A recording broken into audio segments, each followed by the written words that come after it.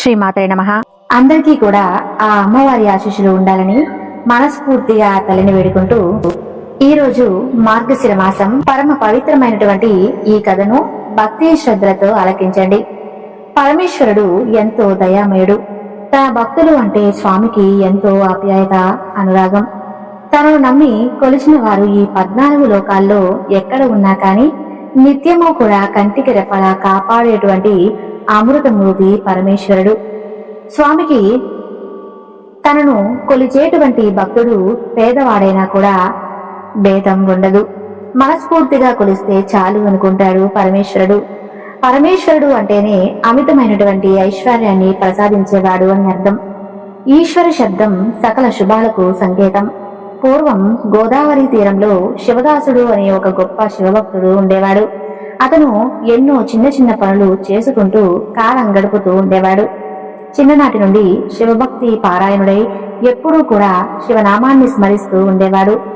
ఏ పని చేసినా పరమేశ్వర నమస్తు అంటూ ఉండేవాడు. ఆ స్వామి వారి దయ వలన శివదాసుకు ఊరు జమీందారు శేషయ్య గారి ఇంట్లో గుమస్తా ఉద్యోగం దొరుకుతుంది. అందుకు శివదాసు ఎంతో సంతోషించి బతుకున్నంత కాలం ప్రతిరోజు కూడా క్రమం తప్పకుండా పరమేశ్వరుడికి అభిషేకం చేస్తానని చెప్పి అనుకుంటాడు. ఆ విధంగా ఆనాటి నుండి ప్రతిరోజు ఉదయమే లేచి శుభ్రంగా స్నానం చేసి తన ఇంట్లో శివలింగానికి స్వచ్ఛమైనటువంటి జలంతో అభిషేకం చేయటం ప్రారంభించాడు. శివదాసుకి ఎన్ని పనులున్నా అభిషేకం మాత్రం మర్చిపోయేవాడు కాదు. ఎప్పుడైనా పనుల వల్ల రాత్రి నిద్రపోవటం ఆలస్యమైతే తెల్లవారుజామున లేచి తప్పకుండా అభిషేకం చేయందే కాలు బయట పెట్టేవాడు కాదు.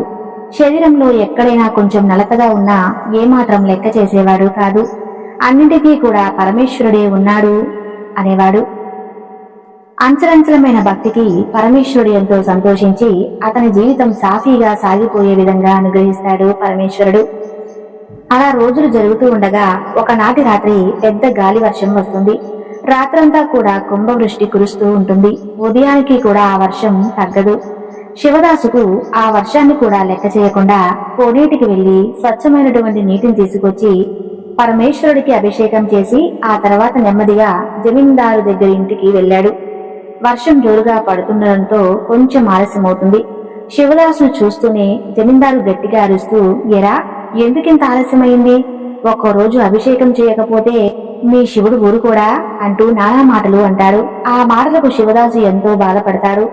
జమీందారు ఈ విధంగా శివదాసుని ఎన్నో దుర్భాషలాడడం గమనించినటువంటి ఆ పరమేశ్వరుడికి విపరీతమైనటువంటి కోపం వస్తుంది. పరమేశ్వరుడు ఎంతటి భక్త వత్సలుడు అంటే తన భక్తులను ఎవరైనా కాని పల్లెత్తు మాట అంటే స్వామి అస్సలు ఊరుకోడు. ప్రతినిత్యం కూడా తననే తలుస్తూ నిత్యం కూడా అభిషేకం నిర్వహిస్తున్నటువంటి ఆ శివదాసుని ఆ విధంగా మాట్లాడినందుకు జమీందారుపై పరమేశ్వరుడికి ఆగ్రహం వస్తుంది. ఆ విధంగా పరమేశ్వరుడి ఆగ్రహానికి లోనేటువంటి జమీందారుకు మరునాడే తీవ్రమైనటువంటి పక్షవాతం వచ్చి మాట కూడా పడిపోతుంది.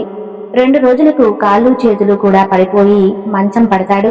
కొద్ది కాలానికి అతని ఐశ్వర్యం కూడా హరించుకుపోతుంది. అసలు ఇలా ఎందుకు జరిగిందా అనేది అతనికి అర్థం కాదు. అయితే ఒకనాడు ఆ ఊరికి ఒకసారి ఒక సాధువు వస్తాడు.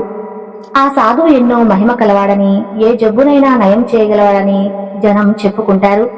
జమీందారు భార్య ఆ సాధువును కలిసి ప్రాధేయపడితే అతన్ని చూడ్డానికి ఇంటికొస్తాడు.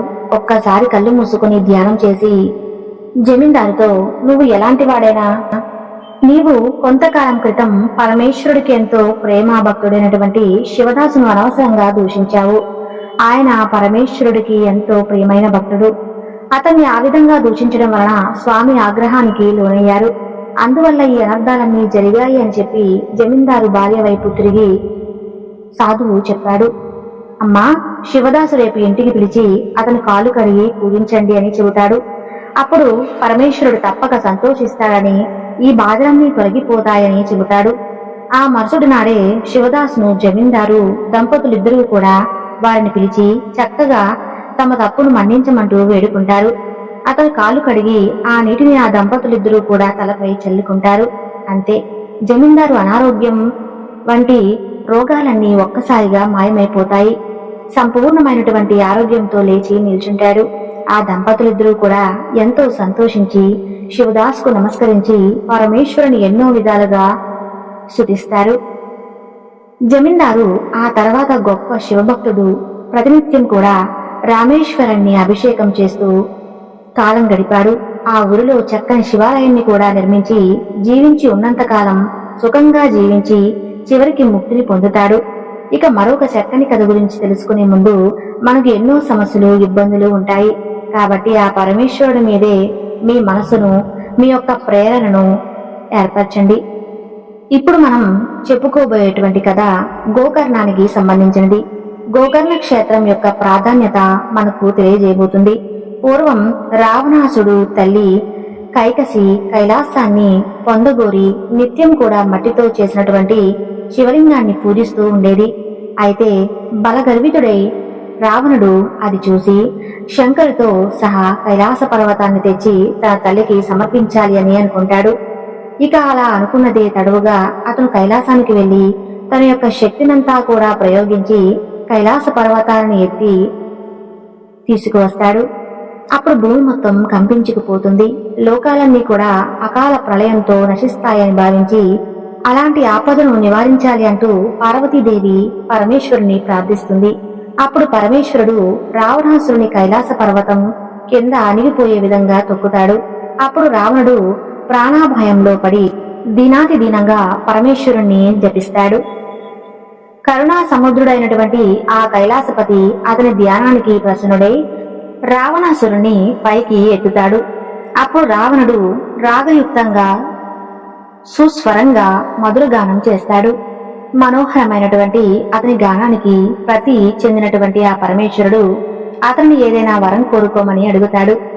అప్పుడు రాక్షసరాజు దేవ పరమేశ్వర, బంగారంతో చేయబడిన లంకాపురం వంటిది ఇంకా వారికి కూడా లభించేది కాదు. ఎందుకంటే సాక్షాత్తు లక్ష్మీదేవి నాకు దాసి, చతుర్ముఖుడైన బ్రహ్మన్న, జ్యోతిష్కుడు యమధర్మరాజు నా సేవకుడు, సర్వదేవతలను పరిచారకులు, అటువంటి నాకు ఎక్కడా కూడా ఏది దుర్లభం కాదు. ఇప్పుడు నా తల్లి కోరిక ప్రకారం కైలాస పర్వతాన్ని తీసుకుని వెళ్దామని వచ్చాను. శంకర, నీవు కనుక నాకు వరం ఇవ్వాలి అనుకుంటే నేనే కైలాసాన్ని నీతో సహా లంకకు తీసుకుని వెళ్లే విధంగా అనుగ్రహించు స్వామి అని కోరుకుంటాడు.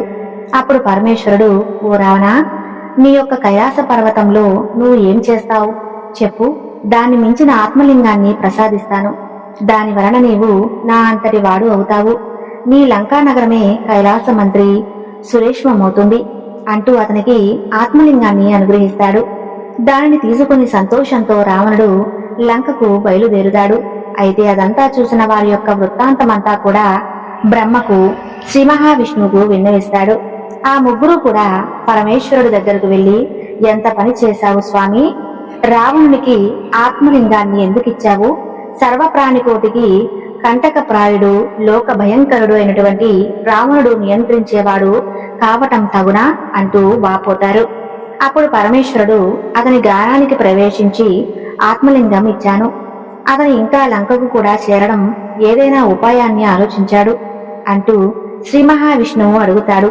అది విన్నటువంటి శ్రీహరి దుర్మార్గుడైనటువంటి మోసంతోనే చేయించి ఎలాగైనా సరే ఆ ఆత్మలింగాన్ని చేయించుకోవాలి అంటూ గణపతిని ప్రేరేపిస్తాడు. అప్పుడు దేవసేనుడు మనోవేగంతో రావణుడి వద్దకు వెళ్లి, రావణ, ఎక్కడి నుండి వస్తున్నావు, ఎక్కడికి వెళ్తున్నావు అని అడుగుతాడు. అప్పుడు రావణుడు పరమేశ్వరుని ప్రసన్నం చేసుకునే ఆత్మలింగాన్ని పొంది తిరిగి లంకకు వెళ్తున్నాను అంటూ ఆయన ఆత్మలింగాన్ని చూపిస్తాడు. ఇక రావణుడి మాటలతో ఏమార్చారని నారదుల వారు, రావణ పూర్వం ఒక భయంకరమైనటువంటి జంతువు అడవి దున్నలటువంటి కూడా చంపుతూ ఉండేది. అయితే త్రిమూర్తులు దాన్ని వేటాడి సంహరించి దాని కొమ్ముతో తల ఒక లింగాన్ని తీసుకున్నారు. ఆ లింగాలనే వారు తమ ఆత్మలింగాలుగా భావించారు. ఈ లింగం తత్సంబంధమైనది కాబోలు. ఈ శివలింగం ఎంతో పవిత్రమైనది, సాక్షాత్తు శివ సాయుధ్య ప్రసాదింపగలదు అంటూ దాని యొక్క ప్రభావం గురించి ఇంకాస్త వివరించబోయాడు. అప్పుడు రావణుడు, మహర్షి, దీని ప్రభావం వినడానికి నాకు ఇప్పుడు అంత తీరిక లేదు, నేను తొందరగా వెళ్ళాలి, అడ్డు తప్పుకో అంటాడు. అప్పుడు నాడు రావణుడు సంధ్యా సమయం దాటిపోతుంది, మరి నువ్వు ఎలా వెళ్తావు అని అక్కడే కూర్చుంటాడు. ఇక అంతలో ఒక బ్రహ్మచారి వేషంలో గణపతి అక్కడకు వస్తాడు. అతన్ని చూసినటువంటి రావణుడు, నీవు ఎవరు? పిల్లవాడవు, ఎక్కడికి వెళ్తున్నావు అంటూ అడుగుతాడు. అప్పుడు బ్రహ్మచారి, నేను ఉమాశంకరుని పుత్రుణ్ణి, నన్ను ముందుకు పోనివ్వు, ఎందుకు ఆపావు? చూస్తుంటే నాకు చాలా భయంగా ఉంది బాబోయ్ అంటాడు. అప్పుడు రావణుడు, ఓ బ్రహ్మచారి, నిన్ను సంధ్యా వార్చుకునే వచ్చే వరకు ఇదిగో ఈ శివలింగాన్ని కనుక కాసేపు పట్టుకుంటే, నువ్వు నాకు సహాయం చేస్తే నీకు సువర్ణమైన లంకాపట్నం చూపిస్తాను, నీకు ఇష్టమైతే అక్కడ హాయిగా ఉండొచ్చు అంటాడు. అప్పుడు ఆ బ్రహ్మచారి, అమ్మో, ఇంత బరువైనటువంటి శివలింగాన్ని ఎంతసేపు మోయను? అయినా రాక్షస నివాసం చేత భయంకరమైన లంకాపురానికి నేను రాను బాబోయ్ అంటాడు. అప్పుడు రావణుడు ఆ బ్రహ్మచారిని ప్రాధేయపడి పరమేశ్వరుడు ఇచ్చినటువంటి ఆత్మలింగాన్ని అతని చేతిలో పెట్టి సంధ్యోపాసనకై సమీపంలో ఉన్నటువంటి సముద్రం వద్దకు బయలుదేరుతాడు. ఇక ఆ బ్రహ్మచారి, దీనిని కనుక నేను లేనప్పుడు ఎలుగెత్తి మరి 3 సార్లు పిలుస్తాను, అప్పుడు రాకపోతే దీనిని ఇక్కడే స్థాపిస్తా, సరేనా అంటాడు. ఇక రావణుడు పక్కకు వెళ్లినదే తడవుగా గణపతి అతన్ని 3 సార్లు వెంటనే పిలిచి, అతను రాని కారణంగా స్వర్గంలో ఉన్నటువంటి దేవతలందరూ కూడా చూస్తూ ఉండగా శ్రీహరిని ధ్యానించి ఆ యొక్క లింగాన్ని భూస్థాపితం చేస్తాడు. ఆ తర్వాత రావణుడు మరలా తిరిగి వచ్చి పట్టరానంత కోపంతో ఆ లింగాన్ని పెకలించాలని చెప్పి చూస్తాడు. భూమి మొత్తం కంపించిపోతుంది, కాని ఆ లింగం కొంచెం కూడా కదలలేదు. అందుకే దాని మహాబలేశ్వర లింగం అనేటువంటి పేరొచ్చింది. అది ఆవు చెవి ఆకారాన్ని పోలి ఉండటం వల్ల ఆ యొక్క క్షేత్రానికి గోకర్ణ అనేటువంటి పేరు వచ్చింది. కాబట్టి దానినే భూకైలాస్ అని కూడా అంటారు. అక్కడ పరమేశ్వరుడు సపరివారంగా నివసిస్తాడు. అందుకే అది సజ్జనులను ఎందరికో ఆశ్రయమైంది. అక్కడ దేవతలు కూడా నివసిస్తారు. ఆ క్షేత్రంలో దేవతలు, రాక్షసులు, మానవులు, చివరికి పశు పక్షాదులు కూడా పరమేశ్వరుని యొక్క అనుగ్రహం వలన వారి యొక్క అభిష్టాలను పొందారు. అంతటి పవిత్రమైనటువంటి క్షేత్రం వేరొకటి లేదు. కాబట్టి గోకర్ణ క్షేత్రం యొక్క మహిమ గురించి ఇంకొన్ని వివరాల గురించి ఇప్పుడు మనం తెలుసుకుందాం. పూర్వం ఇక్ష్వాకు వంశంలో మిత్రసహుడి అనే పేరు కలిగినటువంటి రాజు ఉండేవాడు. అతను వేద మార్గ తత్పరుడై తన యొక్క రాజ్యాన్ని ధర్మంగా పరిపాలిస్తూ ఉండేవాడు. ఒకనాడు అతను అడవికి వెళ్లి క్రూరమైనటువంటి జంతువులను వేటాడి ఒక చోట భయంకరమైనటువంటి రాక్షసుని చూస్తాడు. రాజు అతని మీద బాణాలు వేయడంతో ఆ రాక్షసుడు నేలకూలి ప్రాణాలు విడుస్తూ తన సోదరుని పిలిచి ఆ రాజుపై ప్రతీకారం తీర్చుకుంటూ ఆదేశిస్తాడు. అతని సోదరుడు తన యొక్క రాక్షస మాయ చేత ఒక సామాన్యమైన మానవ రూపంలో రాజు వద్దకు వచ్చి ఎంతో వినయంతో అతనికి సేవ చేయడం మొదలు పెడతాడు. ఒకనాడు రాజు తన ఇంట పితృ రాజధానికై వశిష్ఠాది మహర్షులు అతని కూడా భోక్తగా ఆహ్వానిస్తాడు. అయితే ఆనాడు యొక్క కపట సేవకుడు వంటలో రహస్యంగా నరమాంసాహాన్ని కలిపాడు. ఇక భోజన సమయంలో వశిష్ఠ మహర్షి అది తెలుసుకుని ఆ రాజుపై కోపించి, రాజా, నీవు మాకు నిషిద్ధమైనటువంటి అంశాన్ని పెట్టావు కాబట్టి నీవు బ్రహ్మ రాక్షసుడుగాక అంటూ శపిస్తాడు. ఇక ఆ మౌనితను నిష్కారణంగా తెప్పించేందుకు రాజు కోపించి ఆయనను తిరిగి మరలా ప్రతిశాపం ఇవ్వబోతుంటే పతివ్రత అయినటువంటి అతని భార్య దమయంతి అడ్డుపడి గురువును శపించడం మహాపాపం అంటూ హెచ్చరించి ఆ యొక్క శాప జలాన్ని తన పాదాలపై పోసుకో అంటూ ప్రార్థిస్తుంది. ఇక రాజు దాని యొక్క కోపాన్ని నిగ్రహించుకుని స్థాపకమైనటువంటి ఆయన తన చేతిలోని జలాన్ని తన పాదాలపై పోసుకుని వశిష్ఠుడు ఒక శాపం వలన బ్రహ్మ రాక్షసుడయ్యాడు. ఇప్పుడు చెప్పిన విధంగా కల్పశాపాదుడు అనేటువంటి పేరు పొందాడు. అప్పుడు శాప విముక్తుకై మహారాణి వశిష్ఠుని ప్రార్థించగా ఆమె పైన జారి చేసినటువంటి ఆ మహర్షి, అమ్మా, నీ భర్తకు 12 సంవత్సరాల తర్వాత బ్రహ్మరాక్షసత్వం పోతుందంటూ ఆశీర్వదించి తిరిగి అతను ఒక ఆశ్రమానికి వెళ్లిపోతాడు. ఇక అప్పటి నుండి కల్పశపాదుడుగా మారినటువంటి ఆ రాజు ఘోరమైనటువంటి అరణ్యంలో నివసిస్తూ అక్కడ క్రూర జంతువులను మనుషులను పట్టుకుని తింటూ ఉండేవాడు. అతను బ్రహ్మ రాక్షస రూపం చాలా అతను ఎప్పుడూ కూడా వెంటాడుతూ ఉండేది. ఆ విధంగా ఒకనాడు అతను ఒక బ్రాహ్మణ శ్రేష్ఠుణ్ణి చంపి ఉంటాడు. అందుకు బ్రాహ్మణుడి యొక్క భార్య శోకంతో, నీకు వశిష్ఠుడి ఒక శాపం తెలిని పూర్వ రూపాన్ని పొందిన తర్వాత నీవు నీ యొక్క భార్యను కలుసుకున్న తర్వాత కూడా నన్ను నా భర్తను ఏ విధంగా అయితే ఏర్పాటు చేశారో ఆ పాపానికి భార్య సంఘం చేస్తే నువ్వు నశించిపోతావంటూ చెప్తుంది. అలా కొంతకాలానికి వశిష్ఠుని ఒక శాపం నుండి విముక్తి అయినటువంటి ఆ రాజు తన నగరంలోని ప్రవేశిస్తాడు.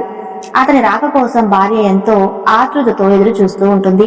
ఆమెను చూస్తూనే ఆ రాజు కన్నీటితో తనను మరోలా కొత్తగా సంక్రమించినటువంటి బ్రాహ్మణ పత్ని ఒక శాపం గురించి వివరిస్తాడు. ఇక భార్యాభర్తలిద్దరూ కూడాకినై యొక్క శాప విముక్తి కోసమై తీర్థయాత్రలు చేస్తూ ఉంటారు. అలా చేస్తూ ఉన్నప్పుడు మార్గ మధ్యలో వారు గౌతమ మహర్షిని సందర్శించే వారి ఒక విషాదాంతా కూడా ఆ యొక్క మహర్షికి విన్నవించుకుంటారు. అదంతా విన్నటువంటి గౌతమ మహర్షి జాలి చెంది, రాజా భయపడవద్దు, పాపాలన్నిటినీ కూడా పారద్రోలి అభిష్టాలను ఇచ్చేటువంటి పరమ పవిత్రమైనటువంటి గోకర్ణ క్షేత్రం ఉండగా బ్రాహ్మణ హత్య పాతకం నేనేమీ చేయలేదు. కాబట్టి ఆ క్షేత్రంలో ఉన్న నీరంతా కూడా పుణ్యతీర్థమే. అక్కడ పిల్లల్ని కూడా శివలింగాలే. ఆ యొక్క పవిత్ర క్షేత్రంలో మానులకు పొందరానిదంటూ ఏదీ లేకుండా లేదు. ఆ క్షేత్ర మహత్యాన్ని తెలియజేసి ఈ విషయం అక్కడ చూసింది. మీకు ఇప్పుడు వివరించబోతున్నాను. ఆ క్షేత్రంలో మరణించినట్లు ఒక చండాల స్త్రీని కైలాసానికి వెళ్ళడానికి సాక్షాత్తు శివశంకరులు అక్కడికి వచ్చారు. అయితే వారిని అడగగా వారు ఈ విధంగా చెప్పారు, ఓ మహర్షి, పూర్వమే సౌదామిని అనేటువంటి అందమైనటువంటి ఒక బ్రాహ్మణ కన్య ఆమెకు యుక్త వయసు దాటిన తర్వాత ఆలస్యంగా ఒక పేద బ్రాహ్మణుడితో ఇష్టం లేని వివాహం బలవంతంగా చేశారు. కొద్ది కాలానికే ఆమెకు పిల్లలు కలగక ముందే బ్రాహ్మణుడు మరణించాడు. ఆమెకు కామవాంఛ చేత వేరే ఒకరితో పంచుకుంది. ఎప్పటికీ కూడా ఎక్కువగా ఈ కామవాంఛను రహస్యంగా పంచుకుంటూ ఉండేది. ఈ రహస్యం బంధువులందరికీ తెలిసి వారు ఆమెను వెలివేసి ప్రాయశ్చిత్తం చేసుకుంటారు. అప్పటి నుండి ఆమె ఇంకా నిర్భయంగా వైశ్యులతో జీవించడం ప్రారంభించింది. అతని ఒకరు సాంగత్యంలో మద్యపానాన్ని కూడా అలవాటు పడింది. ఒకనాడు ఆమె కళ్ళు తాగిన మైకంలో ఆవు దూడను గాని మేకను గాని చంపి తనను మరునాటికి అని చెప్పి దాచి మిగిలిన దేహాన్ని వండుకుని భుజించింది. మరునాడు విటుడు రాగానే ఆమె వంట చేయబోయే ఆవు దూడ తెలిసి చూసి నిజాన్ని కప్పిపుచ్చుకుంటూ, అయ్యో ఆవు దూడను పులిపోయింది అంటూ వలవల ఏడుస్తుంది. ఆ విధంగా ఆమె ఎన్నో పాపాలు అనేకం చేసి నరకంలో శిక్ష అనుభవించి కర్మశేషం వలన ఈ జన్మను పొందింది. అయితే ఈ జన్మలో ఆమె పుట్టుగుడ్డి కుష్ఠరోగి అయ్యి కొంతకాలం పాటు తల్లిదండ్రుల చేత పోషింపబడింది. వారు మరణించిన తరువాత దిక్కులేక ఆకలితో అలమటిస్తూ ఒకనాడు అందరినీ కూడా శివరాత్రి నాడు శిక్ష కోసం యత్నిస్తుంది. ఆనాడు అన్నం ఎవరూ కూడా ఉండరు. కాబట్టి ఆమె చేతిలో కొద్ది మారేడు దళాలు మాత్రం ఉంచారు. అయితే అవి తినడానికి పనికిరావు అని చెప్పి భావించి ఆమె వాటిని కూడా జార విడిచింది. ఆ విలువ అంతా ఆమె చేతుల నుండి ఒక లింగం మీద పడింది. అదే ఆమె చేసినటువంటి శివపూజ. ఆ రోజంతా కూడా తిండి లభించినటువంటి కారణంగా ఆమె ఆ రోజంతా ఆ రాత్రంతా కూడా కనీసం నిద్ర కూడా పోలేదు. ఈ విధంగా ఆమె ఉపవాసం జాగరణ కూడా చేసినట్లు అయింది. ఇక ఆ రోజంతా ఆమె శివనామ సంకీర్తన కూడా తెలియక చేసినటువంటి ఆ వ్రతం వలన ఈమె పుణ్యం వచ్చింది. ఇప్పుడు ఈమెను కైలాసానికి తీసుకువెళ్తామని చెప్పి అమలు పరమేశ్వరుడు పంపించాడు అని చెప్పి చెబుతారు. అప్పుడు శివదూతలు ఆమె మృతదేహంపై అమృతం చల్లి దేవ వివాహం మీద ఆమెను కైలాసానికి తీసుకుని వెళ్తారు. కాబట్టి అభివృద్ధి పూర్వకంగా చేసినటువంటి ఆమె వ్రతానికి మరీ అంత ఫలితం ఉంటే మీరు బుద్ధిపూర్వకంగా చేసేటువంటి వ్రతం దాని యొక్క ఫలితం చెప్పతరమా? కాబట్టి ఓ రాజా, నీవు ఇప్పటికిప్పుడే గోకర్ణ క్షేత్రానికి వెళ్లి బలేశ్వరుని సేవించు, రాణి శాపం నుండి తప్పకుండా విముక్తుడవుతాడు అంటూ గౌతమ మహర్షి యొక్క క్షేత్ర మహత్యాన్ని ఇంకా ఈ విధంగా వివరిస్తాడు. గోకర్ణ మంత్రి పవిత్ర క్షేత్రం ఇంకొకటి లేదు.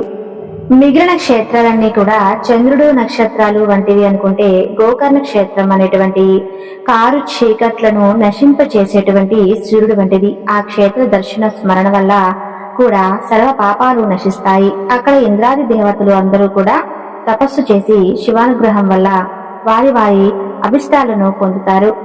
అక్కడ మహాబలేశ్వరుని బ్రహ్మ విష్ణువు ఇంద్రుడు విశ్వదేవతలు మరుద్గణాలు, సూర్యచంద్రులు, అష్టవసువులు, తూర్పు ద్వారంలోను యమధర్మరాజు, చిత్రగుప్తుడు, అగ్నిదేవుడు, ఏకాదశరుద్రుడు, పితృదేవతలు దక్షిణ ద్వారంలోను, అలాగే వరుణుడు మొదలైనటువంటి దేవతలు, ద్వారాను కుబేరుడు, మంత్రకారి వాయుదేవుడు, సప్త మాతృకలు, ఉత్తర ద్వారంలోను విశ్వాసము, చిత్రరథుడు ఎలా మొదలైనటువంటి అందరూ ప్రతినిత్యం కూడా అక్కడ స్వామివారిని ఉపాసిస్తూ ఉంటారు.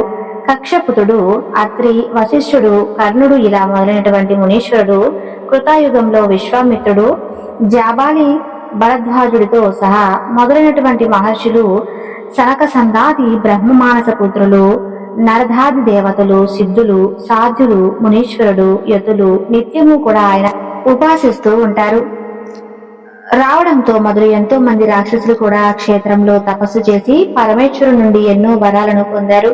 కాబట్టి ఆ క్షేత్రంలో చేసేటువంటి తపస్సు, ఆధ్యాత్మిక సాధన, పూజ 1,00,000 రెట్లు మంచి ఫలితాన్ని ఇస్తాయని చెప్పి గౌతముడు తెలియజేశాడు. అప్పుడు రాజు భార్య సమేతంగా గోకర్ణానికి వెళ్లి మహాబలేశ్వరుని సేవించి శాప విముక్తుడవుతాడు.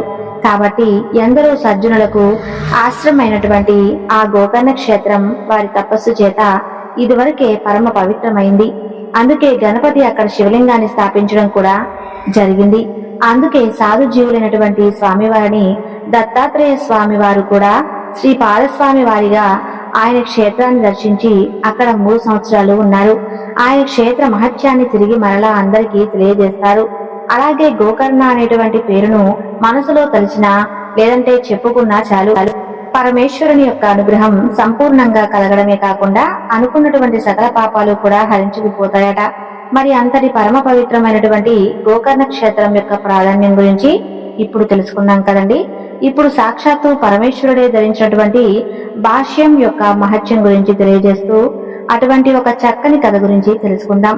పూర్వం అవంతిపురంలో ఒక బ్రాహ్మణుడు అలాగే పింగళ అనేటువంటి వేసుకు వసులై స్వధర్మాన్ని విడిచిపెడతారు. అతను గృహస్థు అయినటువంటి కూడా తన భార్యను విడిచిపెట్టి ఆయన వేరే ఇంటికి వద్దనే తాగి పడి ఉండేవాడు. సంధివేళ ఒక యోగి పుంగముడు అటుగా వెళ్తుంటే చూసి ఆ యొక్క బ్రాహ్మణుడు వేష ఆయనకు భక్తితో నమస్కరించి ఇంట్లోకి తీసుకువెళ్లి ఆయన్ని పూజిస్తారు. తర్వాత ఆయనకు భోజనం పెట్టి రాత్రంతా కూడా పాదసేవ చేస్తూ ఆయనను నిద్రపుచ్చుతారు. ఆ ఉదయమే ఆ యోగి పుంగముడు వారిని ఆశీర్వదించి వెళ్లిపోతాడు. అలాంటి సాధు సేవ వలన ఆ బ్రాహ్మణుడికి సద్బుద్ధి అంకురించి త్వరలోనే పరివర్తన చెంది కొంతకాలానికి చనిపోతాడు. మరు జన్మలో అతను దసరా దేశంలో వజ్రబాహుడు అనేటువంటి రాజు యొక్క పట్టపురాణి అయినటువంటి సుమతీదేవి గర్భంలో పుడతాడు. ఆమెకు మగబిడ్డ జన్మిస్తాడేమో అనేటువంటి అసూయతో ఆ రాజుగా 2వ భార్య ఆమెకు విషయం పెడుతుంది. కానీ ఆందోళన పట్టమహిషి లేకుండా పడింది. కానీ ఆ గర్భంలోని పిండానికి ప్రాణాపాయం అయితే ఏమాత్రం కలగలేదు. అయితే ఆమెకు పుట్టిన బిడ్డకు శరీరం అంతా కూడా పుండులు వస్తాయి. రాజు ఎంతో బాధపడుతూ ఎన్నో చికిత్సలు చేయించినప్పటికీ ఆ తల్లి బిడ్డలకు ఒళ్ళంతా పుండ్లు పడి చీము కారుతూ ఎంతో దుర్వాసనగా ఉండేది. పూర్వజన్మలో వారు చేసిన పాపాలే అందుకు కారణమని వారిని చూడడం కూడా పాపమే అని చెప్పవించి ఆ రాజులకు భయంకరమైనటువంటి ఒక అడవిలో విడిచి పెట్టేస్తాడు. అందుకు ఆ రాజు 2వ భార్య ఎంతో సంతోషిస్తుంది. ఎన్నడూ కూడా కాలు కింద పెట్టనటువంటి మహారాణి అడవిలో ఆకలితో మాడిపోతుంది. అయినప్పటికీ ఆమె ఆ బిడ్డను శంకను పెట్టుకుని క్రూర జంతువుల యొక్క గర్జనల మధ్య మూలలో పడుతూ లెగుస్తూ పడుతూ తిరుగుతూ ఉండగా ఒక చోట కొందరు పశువుల కాపరులు కనిపిస్తే వారిని తాగడానికి మంచినీళ్లు అడుగుతుంది. అప్పుడు వాళ్ళు చెరువుకు వెళ్లేటువంటి దారి చూపిస్తారు. అందులో నీరు తాగి అక్కడకు నీళ్లు వచ్చినటువంటి స్త్రీలకు ఆమె, అమ్మా, ఈ రాజ్యంలో ప్రజలందరూ కూడా సంతోషంగా ఉన్నారు, మీ రాజు ఎవరు అని విచారిస్తుంది. ఆ ప్రాంతపు రాజు ఎంత ధర్మాత్ముడు అని తెలిసి అతన్ని వాపోతారు. ఇక ఆ రాజు అమృతం తెలుసుకుని జాలి చెంది ఆమెకు ఆశ్రమిస్తారు. అయితే అతను కూడా ఆమె కొడుకు ఎన్నో చికిత్సలు చేయించినప్పటికీ అవన్నీ కూడా నిష్ఠాతులై అతను చనిపోతాడు. ఆ తల్లి గర్భకోశంతో హృదయ విదారకంగా సూచిస్తుంది. అదృష్టవశాత్తు సరిగ్గా ఆ సమయానికి ఒక ఋషి అక్కడికి వస్తాడు. ఇక ఆయన తల్లి శోకం విని, తల్లి, నీవు అనవసరంగా దుఃఖిస్తున్నావు. పుట్టినవాడు ఎవరు చనిపోయినా వాడు అతను ఎప్పుడైనా కంటికి కనపడ్డా అతను ఈ శరీరమే అనుకుంటున్నావా? జీవుడు కర్మవశాస్తు పంచభూతాలలో చేయబడినటువంటి దేహాన్ని పొందిన ఆ కర్మ తిరిగి పోగానే ఆ దేహం చనిపోతుంది. కానీ అతను ఆత్మస్వరూపం కాబట్టి అతనికి ఆస్కారం ఉండదు.